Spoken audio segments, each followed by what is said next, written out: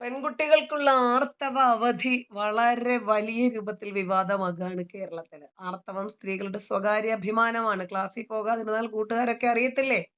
നാട്ടുകാരറിയത്തില്ലേ? ഏ ആർത്തവ അവധിയാണോ കേരളം അഭിമുഖീകരിക്കുന്ന ഏറ്റവും വലിയ പ്രശ്നം? അങ്ങനെയാണെങ്കിൽ അധ്യാപകരുടെ ആർത്തവത്തിനും അവധി കൊടുക്കുവോ? എന്തുവായി? ഓപ്പറേഷൻ സിന്ദൂർ 2 നടപ്പിലാക്കാൻ ഇന്ത്യൻ സേനകൾ സജ്ജമാണെന്ന് ഇന്ത്യൻ കരസേനാ മേധാവി പ്രഖ്യാപനം. അതെ, പാകിസ്ഥാൻ ഇനിയും ഇതുപോലെ ചൊറിഞ്ഞുകൊണ്ടിരുന്നു കഴിഞ്ഞാൽ വേറെ രക്ഷയില്ല. കുഞ്ഞിന്റെ ശരീരത്തിൽ 50ഓളം മുറിവുകൾ. സിഗരറ്റ് വെച്ച് പൊള്ളിച്ചു. അമ്മയും കാമുകൻ അഷ്കറും ചേർന്ന് കുഞ്ഞിനെ കൊന്നത് അതിക്രൂരമായി. അങ്ങനെ നമ്മുടെ മുഖ്യമന്ത്രി വി.ഡി. സതീശനും സംഖ്യയായി. അഷ്കറിന് മുമ്പ് അഖിലയ്ക്കു മറ്റൊരു ബന്ധമുണ്ടായിരുന്നു. മകൻ ഇത് കണ്ടെത്തി. അവൻ ജീവൻ ഒടുക്കിയതാണ്. നെടുമങ്ങാട്ടെ കുഞ്ഞിന്റെ മുത്തച്ഛൻ. ചൈനയിലെ കമ്മ്യൂണിസ്റ്റ് സർക്കാർ ക്രിസ്ത്യൻ ബൈബിൾ കമ്മ്യൂണിസ്റ്റ് സോഷ്യലിസ്റ്റ് ആശയത്തിന്റെ എല്ലാം അടിസ്ഥാനത്തിൽ പുനർനിർമ്മിക്കുന്നു. ഏറ്റുമുട്ടൽ കുപ്രസിദ്ധ ഗുണ്ട അസദിനെ വെടിവെച്ച് കൊന്നു യു പി പോലീസ്. 17 വയസ്സേ ഉള്ളു. കണ്ടില്ലേ? കൂട്ടുകാരനെ കൊണ്ടുപോയിട്ട് അള്ളാഹുവിന് ബലി കൊടുത്തത് ആടിനെ ഇറക്കുന്നത് കണ്ടിട്ടുണ്ടോ എന്ന് ചോദിച്ചിട്ട് ഇവനും മറ്റാറു പേരും കൂടെ ചേർന്നിട്ട് അവന്റെ തല യോഗ്യെടുത്തു. നെടുമങ്ങാട്ടെ 1.5 വയസ്സുകാരന്റെ കൊലപാതകം തെളിവെടുപ്പിനിടെ പ്രതിക്കെതിരെ ജനരോഷം. അഷ്കറിനെ കയ്യേറ്റം ചെയ്ത് നാട്ടുകാർക്ക് സല്യൂട്ട്. പശുവിനെ ഇന്ത്യയുടെ ദേശീയ മൃഗമായിട്ട് പ്രഖ്യാപിക്കണമെന്ന് ആവശ്യപ്പെട്ട് മുസ്ലിങ്ങളുടെ പ്രതിഷേധം ശക്തമാകുന്നു. തലയ്ക്കകത്ത് വെളിവില്ലാത്ത ഏക ടീം. കുഞ്ഞിന്റെ ശരീരത്തിൽ 50ഓളം മുറിവുകൾ. സിഗരറ്റ് വെച്ച് പൊള്ളിച്ചു. അമ്മയും കാമുകൻ അഷ്കറും ചേർന്ന് കുഞ്ഞിനെ കൊന്നത് അതിക്രൂരമായി. നമുക്ക് ചിന്തിക്കാൻ പോലും വയ്യ. റഹീമിന്റെ മോചനത്തിന് താലിമാല ഊരി നൽകി സഹായിച്ച ഓച്ചിറ സ്വദേശി സോഫിയെ പ്രത്യേകം വിളിച്ചു നന്ദി പറഞ്ഞു റഹീം.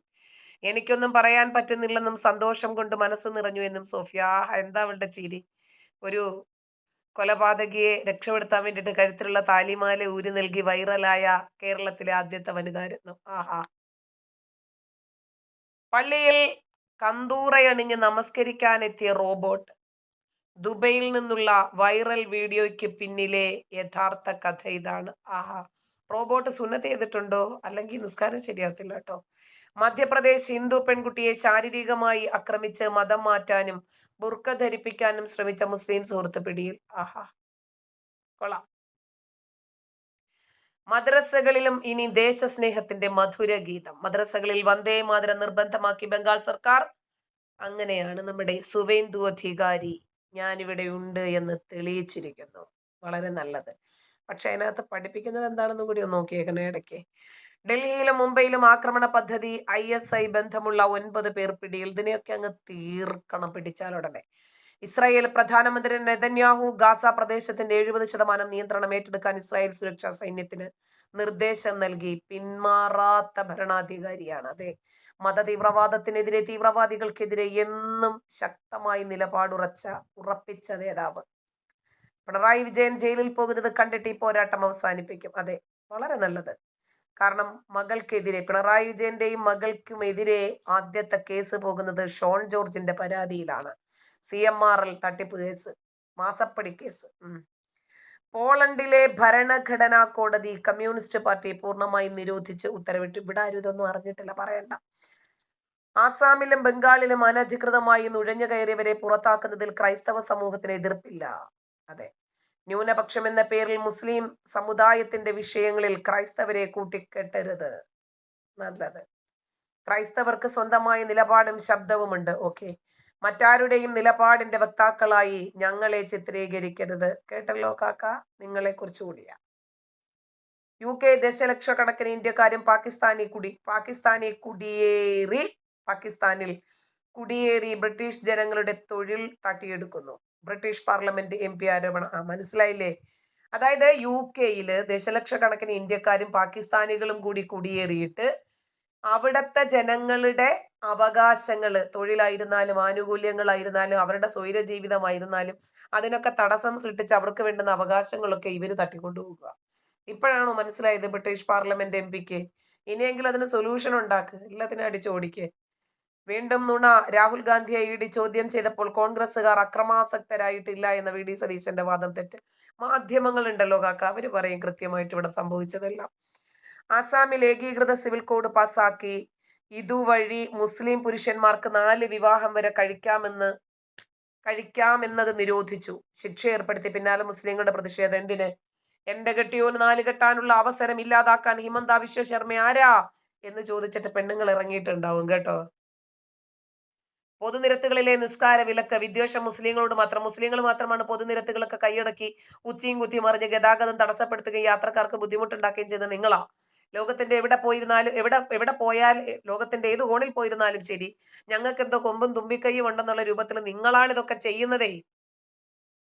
ക്ഷേമ പെൻഷൻ വൈകിപ്പിച്ച സംഭവം. പൊന്നാനിയിൽ ബാങ്കിന് നേരെ പ്രതിഷേധിച്ച് മുസ്ലിം ലീഗ്. ലീഗ് ഭരിക്കും കേരള മണ്ണിൽ, ലീഗ് ഉണ്ടാക്കും നിയമങ്ങൾ. ഉണ്ടാക്കിയില്ലേ. ഇന്ത്യക്കെതിരെ പാകിസ്ഥാൻ വളർത്തിയ ലഷ്കർ ഇ തൊയ്ബ ഭീകരർ.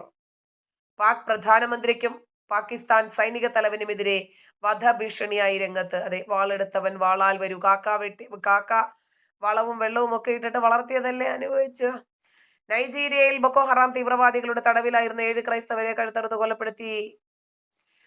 ദുരന്തറിലെ ഹംസ അലി മസാരിയെ പോലെ രാജ്യത്തിന് വേണ്ടിയല്ല, 20 വർഷത്തെ ജയിൽവാസത്തിനൊടുവിൽ അബ്ദുൾ റഹീം ജന്മനാടിന്റെ തണലിൽ. അതായത് ഇവൻ എന്തുവാ ചെയ്തത്?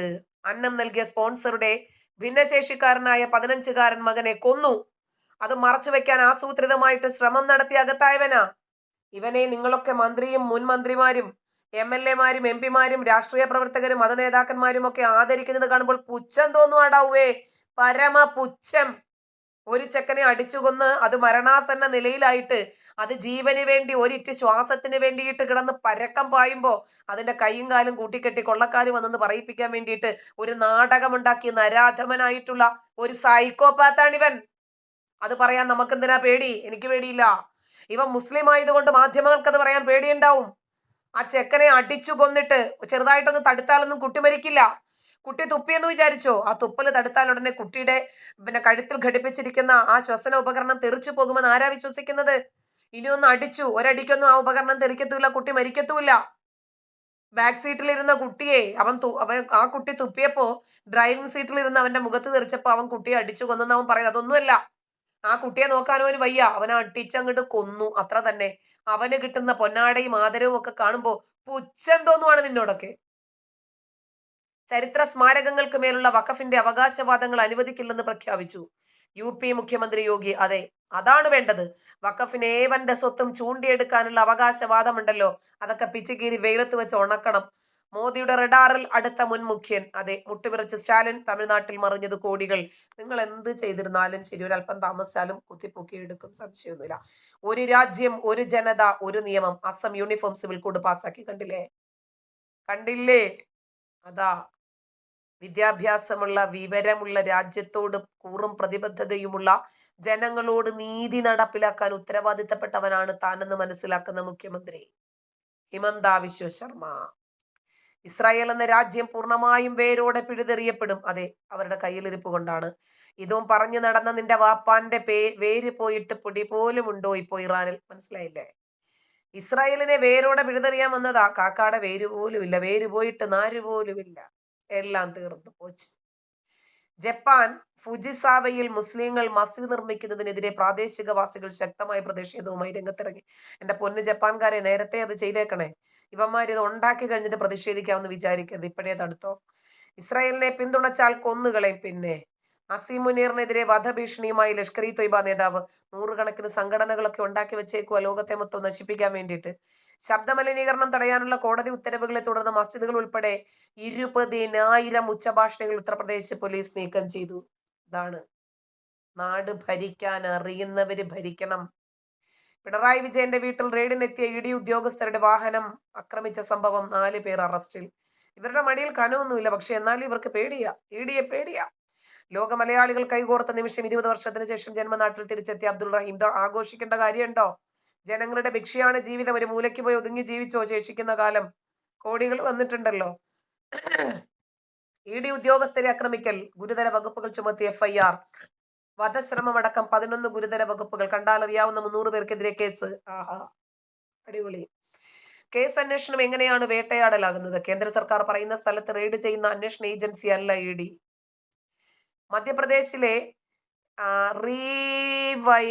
റീവയിലായി റോഡരികിലൂടെ സഞ്ചരിച്ച 2 ജൈന സന്യാസിമാരെ വണ്ടി ഇടിച്ച് കൊലപ്പെടുത്തി മുസ്ലിം അക്രമി. ഇവന്മാരെ കൊണ്ട് പിന്നെ ഇങ്ങനെയല്ലാതെ പിന്നെ എന്ത് ഗുണമാ ഉള്ളത്? ലോകത്തുണ്ടാകുന്ന സകലമാന മനുഷ്യന്മാർക്കും തലവേദന സൃഷ്ടിക്കുക, അവരുടെ ജീവന് ഭീഷണി ഉണ്ടാക്കുക എന്നുള്ളതാണ് ഇവന്മാരുടെ ജീവിതത്തിന്റെ ലക്ഷ്യം തന്നെ. ഒരിക്കലും തിരിച്ചു വരാത്ത കമ്മ്യൂണിസ്റ്റ് പാർട്ടിക്ക് വേണ്ടി കോൺഗ്രസുമായി ഡീൽ ഉണ്ടാക്കാൻ നരേന്ദ്രമോദിക്ക് വരെ പണിയില്ല. അല്ല പിന്നെ അങ്ങനെ ഡീൽ ഉണ്ടാക്കേണ്ട കാര്യം എന്താന്നേ?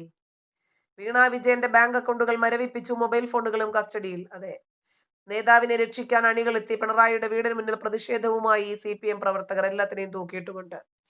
ED ഉദ്യോഗസ്ഥരുടെ വാഹനം തകർത്തു, ജാമ്യം കിട്ടാൻ സഖാക്കൾ വിയർക്കും. പിന്നെ പാകിസ്ഥാനിലെ സുരക്ഷാ സൈനിക ക്യാമ്പുകൾക്ക് നേരെ വ്യാപക ആക്രമണവുമായി പാകിസ്ഥാൻ താലിബാൻ. കുറ്റം ചെയ്തവരാരും മോദി ഭരിക്കുന്ന ഇന്ത്യയിൽ രക്ഷപ്പെട്ടിട്ടില്ല, രക്ഷപ്പെട്ട ചരിത്രമില്ല, രക്ഷപ്പെടത്തില്ല. പിണറായിയും മകളും കുടുക്കും അല്ലെങ്കിൽ. VD സതീശൻ അമിത്ഷാ കൂടിക്കാഴ്ച. ED മുന്നോട്ട് തന്നെ മിന്നൽ അറസ്റ്റുകൾക്ക് നീക്കം.